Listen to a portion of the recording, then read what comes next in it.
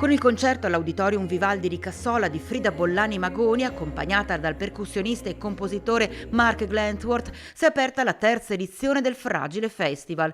16 giorni di spettacoli, laboratori, mostre, concerti, letture nelle scuole e nelle biblioteche, grazie alla sensibilità del comune di Rossano Veneto, dove la kermesse è nata, che ha fortemente voluto e sostenuto il progetto, ideato e diretto dal regista e attore Pippo Gentile, con la collaborazione di Arteven.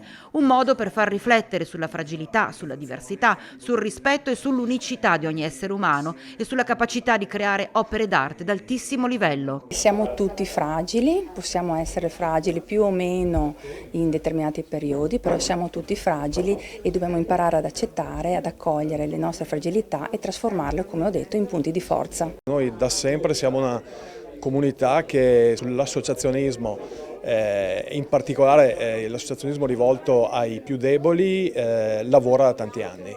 Abbiamo delle associazioni che lavorano esclusivamente con ragazzi disabili e poi in generale tutti quanti, quando abbiamo chiesto o si chiedono degli aiuti e dei supporti, non si tira indietro nessuno. Anche a livello, io ho fatto per tanti anni l'assessore sociale e devo dire che tutte le volte che abbiamo bussato alle porte sia di aziende ma anche di associazioni, nessuno ci ha mai detto di no. Non si tratta tanto di riflettere sul teatro in stretto contatto con il mondo del disagio, ma di aprire una riflessione sul teatro al di là delle etichette, delle mode, delle tendenze, degli schieramenti. È un festival che vuole indagare laddove le fragilità producono in effetti percorsi artistici e culturali di altissimo livello. È la filosofia che muove Fragile Festival.